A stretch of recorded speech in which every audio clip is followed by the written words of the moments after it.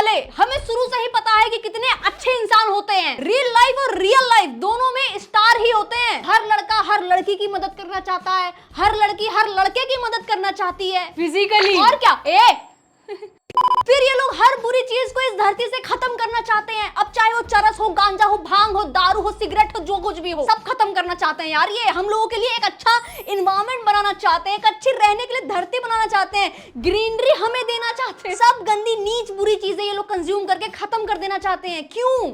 क्योंकि हम अच्छे से जी पाए, हम नशे करके अपनी जिंदगी ना बर्बाद कर पाए। इतना सोचते हैं यार ये लोग हमारे बारे में। You guys are gem. जहां पे लोग फिजिकली विन डीजल के साथ होते हैं और इमोशनली रणवीर सिंह के साथ। पर मुझे ऐसा लगता है कि ये सब आजकल होता है, पहले के लोग ऐसे नहीं थे। But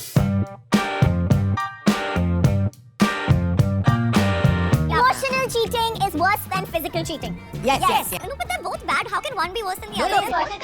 I believe physical infidelity is not a deal breaker. I mean, रात गई बात नहीं रात के बाद और बात नहीं चल। I don't think it's a deal. No, it's a deal. I don't think it's a deal. No, the deal is broken. No यार, sometimes मन लग जाती है। अरे लेकिन नहीं तेरा ब्लैंकेट लगा दो। We are 50, she's in her 20s. She will get into this circle soon. Okay, come on. ठतकेली चीटिंग तो चीटिंग नहीं होती।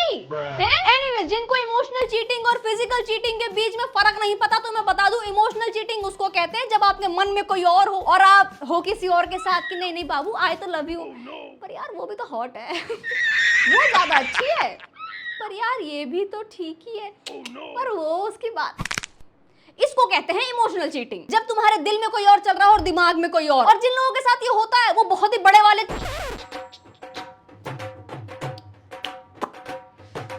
क्यूट लोग होते हैं, क्यूटी होते हैं, क्यूटी। अरे साला इतना अलगे फ्रॉड चल रहा है। अब तुमको कोई और पसंद आ गया तो सामने वाले की जिंदगी को खराब कर रहे हो, उसको बता दो ना, हैं? और फिजिकल चीटिंग तो आप लोग को पता ही होगा, जब दो लोग आपस में मिलते हैं और अपने कपड़े ऐसे मैच करते हैं, मैचिंग के कपड़े पहनते हैं, कपल गोल करते हैं और एकदम से कमरे की लाइट बंद हो जाती है।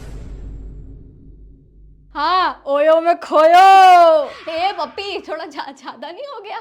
बॉलीवुड वालों की हरकतों से तो बहुत ही कम है। पॉइंट। मतलब भैया जाने में थोड़ा प्राउड सा फील हो रहा है। दीपिका पादुकोण के जमाने की होने के बाद भी एटलीस्ट थोड़ा सही बोल पा रही है, थोड़ा नहीं काफी ज्यादा सही बोल पा रही है। भाई बंदी ने अड़ के बोल दिया कि यार चीटिंग तो चीटिंग होती है। ये क्या हो रहा है? Emotional cheating, physical cheating. अगर किसी से कह रहे हो कि हमको तुमसे प्यार है तो वो प्यार निभाने की गांठ में गूदा रखो ना, वरना इन तीन ताते बिच्छुओं को देख लो, एक पैर कब्र में है और एक मुंह में दांत ना पेट में हाथ ना। इनका कहना है कि फिजिकल चीटिंग तो चलती है, इन बच्चों को क्या पता है? बच्चों को बहुत ज्यादा पता है कि कौन से नशे चाट के आप अपनी जिंदगी का व्यापन कर रहे हो। इनके लिए इमोशनल चीटिंग खराब होती है सिर्फ, बाकी फिजिकल तो चलता है ना यार। रात गई बात गई है, चापले इतने नीच हो गए हैं क्या सारे ऑन कैमरा आके बोल रहे हैं अपनी इतने सालों की बनी बनाई इज्जत को ऐसे मिट्टी में रोंद रहे हैं कि हम तो किसी के साथ भी सो जाते हैं जब मन करता है हमारा, कि हम तो किसी के साथ भी सो जाते हैं जब हमें ठंड लग रही होती है, तो हमें जिस्म की गर्मी चाहिए। हे भगवान, मुझे तो समझ में नहीं आ रहा है, लोग बोलने के बाद जब ये एडिट करते हैं एपिसोड वगैरह तो इनको समझ में नहीं आता कि इनके इस चीज पे इनको कितना ऐसे हेट झेलना पड़ सकता है। लोगों के मन में इनकी जो विचारधाराएं हैं इनके लिए वो कितनी बदल सकती हैं, सभी सोचते हैं। अब ये तो वही बात हो गई ना कि आके बोल दे कि मैंने तो गोली मार के करी है, तो एकदम तुरंत मर गया बंदा, तो मुझे कम सजा दे दो ना, तड़पाया नहीं है मैंने। अरे मर चाहे तड़पा के दे या फिर सीधे गोली मार के दे, मर तो मर ही रहेगा ना, चीटर तो चीटर ही रहेगा ना। तो क्या जो मैं एग्जाम में चीटिंग करता हूँ वो भी सेम है? बट तेरे केस में अगर तू चिट से चीटिंग कर रहा है या फिर साथ वाले से पूछ करके चीटिंग कर रहा है तो हाँ, और अगर मैं बुक ले जाऊँ एग्जाम में तो घर पे ओपन बुक एग्जाम दे देना। वो भी क्यों देना, एक काम कर जा करके लेबर चौक पे खड़ा हो जा, कोई ना कोई काम पे ले ही जाएगा, दिहाड़ी मिल जाएगी तुझे। हाँ, मेरा एक दोस्त भी ऐसे एक बिजनेस के बारे में बता रहा था, बोल रहा था कि तेल और चटाई लेके चौक पे जाके खड़े होना होता है। बहुत पैसा है इसमें, हैं? छोड़ो इसकी बातों को, पता नहीं क्या क्या बोलता रहता है। करण से तो मुझे ऐसी उम्मीद थी ही, पर ट्विंकल और काजल भी ऐसी है। पर भाई देखा जाए तो पुराना बॉलीवुड आज के बॉलीवुड से तो ज्यादा ही डार्क था। चाहे महेश भट्ट के किस्से ले लो, चाहे संजय दत्त के किस्से ले लो, या फिर शाहरुख खान और प्रियंका के किस्से ले लो। So this is a jacket that I literally live in, and It's a hoodie. Yeah, and it's my airport jacket, but it belonged to an ex-boyfriend. That's. Can you still smell him? God, I hope not. No, now you only smell me. Why did you keep this jacket? Things get exchanged, but this one I really, really loved because it's just, I don't know, it kind of became mine. Right. It stopped being his, like, after it stayed back at my house once, and then I just kind of wore it. Did he ever want it back? He asked for it, and I said no. I was like, no, that's what happens in relationships. Sorry. It's Dolce & Gabbana, and it's the best thing on airports. चाहे नरगिस और राज कपूर के किस्से ले लो, जहाँ Raj Kapoor already married थे and Nargis के साथ उनका चक्कर चल रहा था, और भी बहुत स्टोरीज हैं यार पुराने टाइम की। ये है बॉलीवुड की डार्क साइड। एक तो बॉलीवुड वालों से वैसी मेरी बहुत किलस्ती है, तुम एक्टिंग करते हो तो एक्टिंग करो ना, ये फालतू का ज्ञान क्यों देते रहते हो हर चीज पे। I lost my virginity when I was 26 years old, and I've been intimately involved with a member in your family. Hope it's not Bonnie. भाई ये लोग क्या, जानवी को किसने बुलाया शो पे, इन्होंने ट्रॉमेटाइज करने के लिए कि आज तू पागल हो गई घर जाएगी, आज हमारे शो पे यार थतकेला करके भेजेंगे, आज हम थतक के भेजेंगे, तो थतका के थतका। वैसे करण ने जो दो बातें बोली उनमें से एक बात सच है और एक बात झूठ है। चलो देखते हैं कौन सी बात सच है और कौन सी बात झूठ है। मेरे ख्याल से तो पहली वाली होगी क्योंकि वो करण है यार। I think the first one is true and the second one is a lie. Yeah.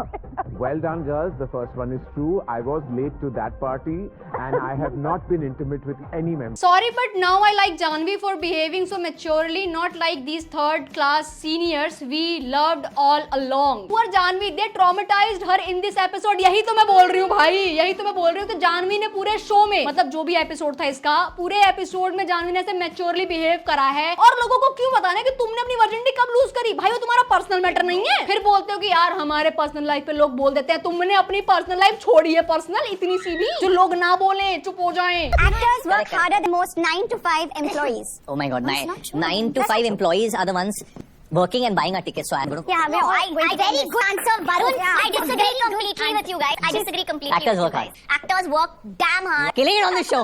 They do, they genuinely. Varun, I will back you. Everyone works hard. Everyone works hard. Hard work is the bare minimum. अब इस video में काजल का कहना है कि जो actress होते हैं, एक्टर होते हैं, वो लोग सबसे ज्यादा मेहनत करते हैं, 9 to 5 जॉब वाले इतनी मेहनत नहीं करते। देखो मेरा ये मानना है कि हर इंसान मेहनत करता है, अब वो चाहे 9 to 5 जॉब कर रहा हो या फिर कोई एक्टर हो या एक्ट्रेस हो या फिर लेबर ही क्यों ना हो, हर इंसान मेहनत कर रहा है अपनी जिंदगी में। बस फर्क इतना है कि तुम्हें अपनी मेहनत के मिलते हैं इतने पैसे जो कि उनके ही पैसों से आते हैं। मुझे ये स्टेटमेंट बहुत गलत लगी भाई, क्योंकि कहते हैं ना कि हमेशा मेहनत ही सब कुछ नहीं होता है, कर्म भी होने चाहिए और किस्मत भी होनी चाहिए। तो वो क्या पता आपके अच्छे होंगे, तो इसीलिए आप आज करोड़ों में कमा रहे हो और आप थोड़ा भी काम करते होगे, एक एड में जाकर अपना मुंह ही दिखा देते होगे, तो उसमें भी करोड़ों रुपए आपको मिल जाते होंगे, नॉर्मल लोगों को नहीं मिलेंगे। बाकी यार मेरा तो मूड खराब हो गया अब ट्विंकल और काजोल से भाई, नीचता की हद पार। भाई इतने कॉन्फिडेंस में तीनों कि हम तो सही हैं, हम बड़े ना, हम सही हैं। तुझे नहीं पता कुछ जानवी, जब तू बड़ी हो जाएगी ना तब पता लगेगा कि फिजिकल जो रिलेशन होता है वो आप कितने भी लोगों के साथ बना सकते हो, शादी होने के बाद भी। चीटिंग ही तो है, क्या हो गया, कर लो। बड़े नहीं होते ना, ये उम्र का लिहाज।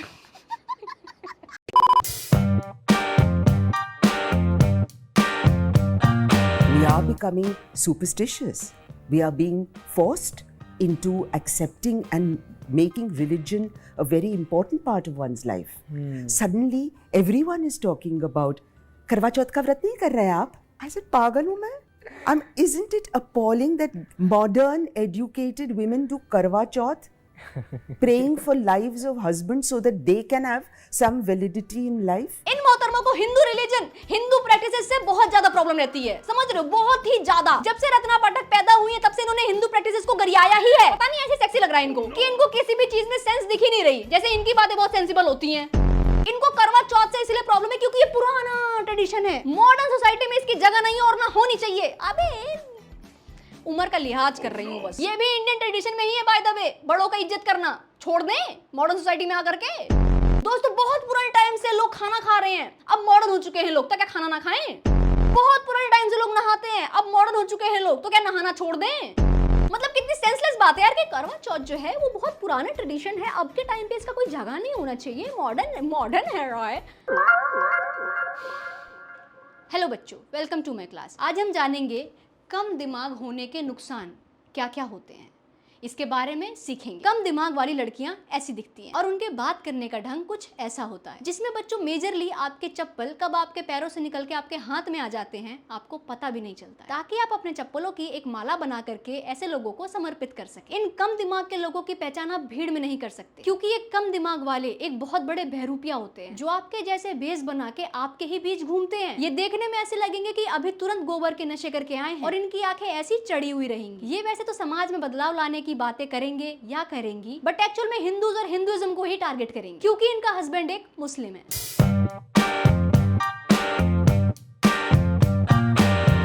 मोटा मोटा हिसाब मतलब यही है कि बॉलीवुड वालों की बात सुनने से अच्छा है तुम किसी बेवड़े की बात सुन लो। बिल्कुल दीदी, मैं भी कुछ बोलना चाहूंगा। बोल ले भाई, तू भी बोल ले। बहुत ही अनपॉपुलर ओपिनियन है, बट बॉलीवुड वालों या कोई भी इंडियन एक्टर, प्लीज तुम खाना बनाने की रेसिपी मत दिया करो। भाई तुम्हारा खाना जो तुम खाते हो, प्लीज उसकी रेसिपी सीक्रेट ही रखा करो अपने तक। तुम इंटरव्यू में बोल देते हो कि वहां पे सिंघाड़े की सब्जी बना करके उसमें अगर केले डाल दे तो मजा आ जाए, और लोग उस पर रीले बनाने लग जाते हैं कि बना तो सकते हैं, मत करा करो। मेरे जैसे लोग बनाने लग जाते हैं, फिर पूरा हफ्ता पेट खराब रहता है। मुझसे बेटर मैगी कोई बना ही नहीं सकता। कुछ नहीं, मैगी डालो, थोड़ा सा उसको उबलने दो, के बाद उसके अंदर थोड़ा सा एक्स्ट्रा नमक डालो, अदरक लहसुन का पेस्ट डालो, हल्की सी लाल मिर्च, हल्की सी हल्दी, उसको उबलने दो अच्छे से पक जाएगा।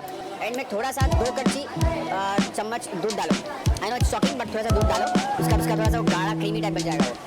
उसके बाद उसको और थोड़ी देर पकने दो, और एंड में मस्त एक स्लाइस बटर लो और उसके ऊपर डालो। बटर डालने के बाद एंड में इसको डस्टबिन में डाल दो, क्योंकि खाने लायक तो 1 घंटा नहीं है। भैया अदरक लहसुन का पेस्ट पानी में कौन डालता है? इतनी तो कॉमन सेंस सब में होनी चाहिए। उसका रॉ फ्लेवर मारना होता है, और उसका स्वाद ही तब आता है जब तुम गरम तेल में उसको ऐसे डाल दो, ऐसे 3-4 बूंदे तेल के उछल के तुम्हारे हाथों पे लगे, तुम्हारे मुंह पे लगे। पानी में डलवा रहे हैं, हल्दी भी पानी में डलवा रहे हैं। अरे दूध थोड़ी ना है वो। जब तक बढ़िया से मसाले को 2-3 मिनट तक भूनो ना, उसकी खुशबू ना आए, तब तक उसमें थोड़ी डाल दोगे, कुछ भी स्वाद ही नहीं आता। मैंने बनाई थी दोस्तों सिर्फ तुम्हारे लिए, ताकि तुम्हें ना बनानी पड़े, तुम्हारा पेट ना खराब हो। सिंपल उबाल के खा लो, मस्त मसाला डाल के, वही टेस्टी लगता है। कोई बात नहीं पप्पी, किचन में थोड़ा कम जाया कर तू।